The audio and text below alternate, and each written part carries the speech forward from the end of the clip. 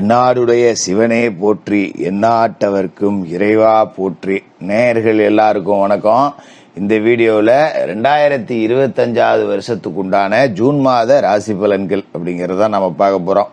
அதாவது விசுவாவசு வருஷம் வைகாசி மாதம் 18ஆம் தேதி ஞாயிற்றுக்கிழமை முருகப்பெருமானுக்கு உரிய சஷ்டி திதியில் இந்த ஜூன் மாதம் அப்படிங்கிறது பிறகுது. அதாவது குருராஜ யோகம் உள்ள ஒரு மாதம், ரொம்ப அற்புதமான கிரக நிலைகள், அதே மாதிரி செவ்வாய் கேதுவோட இணைய போற ஒரு மாசம். இவ்வளவு முக்கியமான அம்சங்கள் அப்படிங்கிறது இருக்கு. அதாவது சூரியன் கிரகங்களோட ராஜா ரிஷபராசியிலிருந்து 15ஆம் தேதி மிதன ராசிக்கு போய் அங்க இருக்கக்கூடிய குரு பகவானோட இணைகிறார். செவ்வாய் கடகராசியில நீசமடைஞ்சிருந்த அவரு இந்த மாசம் 8ஆம் தேதி பலமடைஞ்சு சிம்மராசிக்கு போறாரு. அங்க போய் ஞான காரகன் விஷமற்ற பாம்பு கேதுவோட இணைகிறார். புதன் ரிஷபராசியில இருந்துட்டு 2ஆம் தேதி மிதன ராசிக்கு போய் குருவோட இணைகிறாரு. 22ஆம் தேதி கடகராசிக்கு போறாரு. சுக்கிர பகவான் மேசராசியில இருக்காரு. 29ஆம் தேதி மாச கடைசியில ரிஷபத்துக்கு போய் ஆட்சி பெற்று உட்கார போறார்.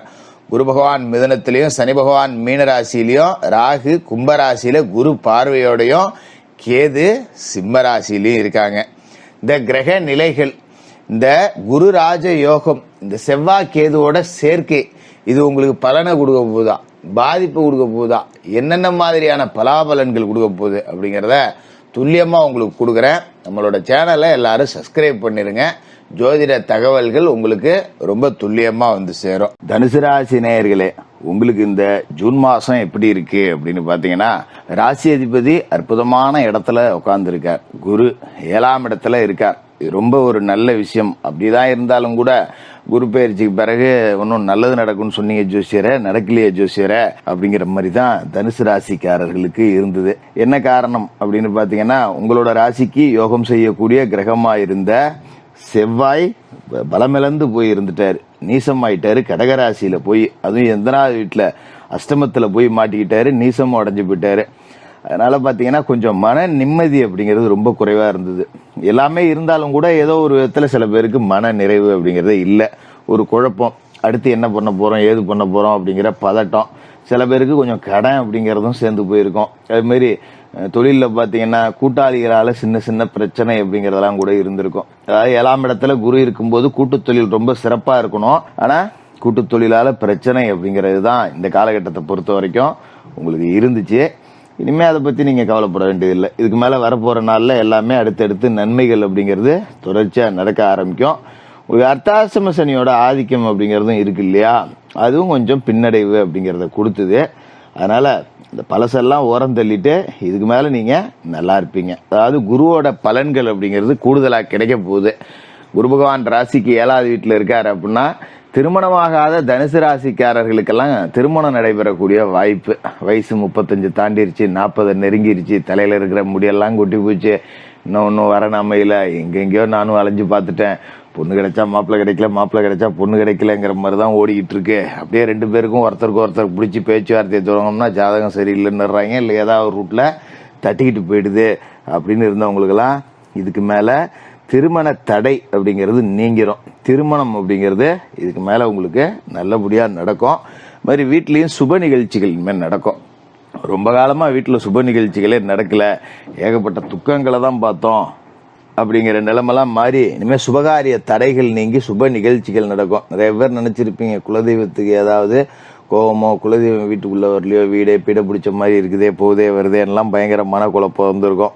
இப்போ இந்த மாசம் தொடங்கி 8ஆம் தேதிக்கு மேல, அதாவது செவ்வாய் பயிற்சியான பிறகு ஒரு தடவை போய் குலதெய்வ ஆலயத்துல போய் குலதெய்வத்தை வணங்கிட்டு வாங்க. அதன் பிறகு அடுக்கடுக்கா உங்களுக்கு நன்மைகள் அப்படிங்கிறது நடக்க தொடங்கும்.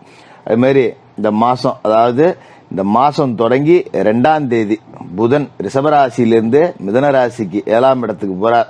7ஆம் இடத்துக்கு போற புதனால உங்களுக்கு நிறைய நன்மைகள் அப்படிங்கிறது இருக்கு. அதாவது கல்வி சார்ந்த விஷயங்கள்ல நல்ல முடிவு அப்படிங்கிறது கிடைக்கும். பிள்ளைங்க இப்ப படிச்சிருக்கு, ஒரு உயர்கல்விக்கு போகணும், அடுத்து என்ன படிக்கிறதுன்னு தெரியல, ஒரு மார்க் கொஞ்சம் குறைஞ்சு போச்சு, என்ன பண்றது ஏது பண்றது அப்படின்னு ஒரு குழப்பத்துல இருந்தவங்களுக்கெல்லாம் சரியான இடத்துல சரியான கல்வி சேர்க்கை அப்படிங்கிறது கிடைக்கும். யாராவது ஒருத்தர் மூலமா நல்ல ஆலோசனை அப்படிங்கிறது கிடைச்சிடும். சரி, இந்த படிப்பு தான் படிக்கணும், எதா இருந்தாலும் பார்த்துக்குவோம் பின்னாடி அப்படின்னு சொல்லிட்டு அடுத்து என்ன பிள்ளைங்களை படிக்க வைக்கலாம், இல்லை நீங்க என்ன படிக்கலாம் அப்படிங்கறதுல ஒரு தெளிவான சிந்தனை அப்படிங்கிறதுக்கு வந்துருவீங்க. இது மாதிரி உத்தியோகத்தும் பார்த்தீங்கன்னா பெரிய பெரிய நல்ல நிறுவனங்கள்ல இருந்தெல்லாம் உங்களுக்கு அழைப்பு அப்படிங்கிறது வரும். ஒரு இடத்துல வேலை செய்கிறேன், நமக்கு வந்து இருக்கிற சம்பளம் பத்தலை, பெருசாக வந்து சம்பளமும் உயர்த்தி ஊக மாட்டேங்கிறாங்க, ரொம்ப வருஷமாக ஓட்டி விட்டேன், எனக்கு இந்த வேலையே பிடிக்கல, என்ன பண்ணுறது, இதையும் விட்டுட்டு என்னடா பண்ணுறது அப்படின்னு ஒட்டிக்கிட்டு இருக்கேன் அப்படின்னு நினச்சவங்களுக்கெல்லாம் கூட வேறு நல்ல நிறுவனங்கள்லேருந்து நல்ல சம்பளத்துக்கு உங்களுக்கு அழைப்புகள் வரும். அதை ஏற்றுக்குங்க. அதுமாரி சில பேருக்கு வெளிநாடு போகக்கூடிய வாய்ப்பு அப்படிங்கிறது கூட இருக்குது. ரொம்ப நாளாக வெளிநாடு போகணும், என்னத்தை இங்கே ஓட்டி ஒன்றும் பண்ண முடியல, கைக்கும் வாய்க்குமே பத்தலை, ஒரு சிங்கப்பூர், துபாய், மலேசியா இப்படி எங்கேயாவது போயிட்டு ஒரு 5-6 வருஷத்தை ஓட்டிட்டு வரலான்னு இருக்கேன் அப்படிங்கிறவங்களுக்கு கூட அதுக்கான வாய்ப்புகள் தேடி வரும். அதுமாரி வீட்டில் சுப நிகழ்ச்சிகளுக்கு பஞ்சம் இருக்காது. காதணி விழா, கல்யாணம் அப்படின்னு ஏதாவது சுப நிகழ்ச்சிகள் உறவுகள் வகையில் நடந்துக்கிட்டே இருக்கும். அது மாதிரி ரொம்ப நாளாக பிரிந்திருந்த சொந்த பந்தங்கள் ஒன்று கூடக்கூடிய அமைப்பு. ஏதோ ஒரு ரூட்டில் தாய் மாமன்ட்ட பிரச்சனை, பொண்ணு கொடுத்த இடத்துல பிரச்சனை, பொண்ணு எடுத்த இடத்துல பிரச்சனை, ஒருத்தருக்கு ஒருத்தர் பேசிக்கிறது இல்லை, ஒரு நில பிரச்சனை, பங்காளிகளோட பேசிக்கிறது இல்லை, இப்படி விட்டு போன சொந்தங்கள் எல்லாம் ஏதோ ஒரு சுப நிகழ்ச்சிகளில் பழைய பகையை மறந்துட்டு எல்லாம் ஒன்று கூடி உட்காந்து நல்ல சந்தோஷமாக இருக்க போகிறீங்க. அதுமாரி இந்த மாதம் 8ஆம் தேதி செவ்வாய் பயிற்சி இருக்குது. செவ்வாய் சிம்மத்துக்கு போய் அங்கே இருக்கக்கூடிய கேதுவோட இணைகிறார் அப்படிங்கிறதால நிறைய நன்மைகள் அப்படிங்கிறது இருக்குது. அதுமாரி இந்த காலகட்டத்தை பயன்படுத்திட்டு நீங்கள் பாகம் பிரிக்கலாம். இப்போ அண்ணன் தம்பி ஒரு பங்காளிகளுக்குள்ள ஒரு பூர்வீக சொத்து கிடக்கு, அதை பிரிச்சுக்கணும், போகணும் வரணும், அப்படியே கடந்து என்ன பண்ணுறது, ரொம்ப நாளாக பிரிக்காமே அப்படியே சேர்ந்தே கடந்துட்டோம், இப்போ பிரித்து போடுவோம் அப்படின்னு நினச்சிங்கன்னா சொத்தை பிரிச்சுக்கிறதுக்கு ஒரு நல்ல நேரம் அப்படிங்கிறதும் வருது. அதுமாரி உங்களுக்கு உரிய பாகம் அப்படிங்கிறது முறையாக கிடைக்கும். பெருசாக 6 அடி 1 அடிக்கெல்லாம் சண்டை போட்டுக்காம நல்லபடியாக பிரிச்சுப்பீங்க. இதுமாரி பொது வாழ்க்கையில் இருக்கிறவங்களுக்கும் ஒரு பொன்னான நேரம் அப்படின்னு இந்த காலகட்டத்தை நம்ம சொல்லலாம். 8ஆம் தேதிக்கு மேலே வாழ்க்கை அப்படிங்கிறது ஒரு நல்ல ரூட்டுக்கு மாறுது அப்படிங்கிறத நீங்கள் உணர தொடங்குவீங்க. அதோட இந்த மாதம் 15ஆம் தேதி மிதுன ராசிக்கு சூரியன் போகிறார். உங்களோட ராசிக்கு யோகம் செய்யக்கூடிய கிரகம் தான் சூரியன். மிதுனத்துக்கு போய் அங்கே இருக்கிற குருவோட சேர்ந்து குருராஜ யோகம் அப்படிங்கிற ஒரு யோகத்தை கொடுக்குறார்.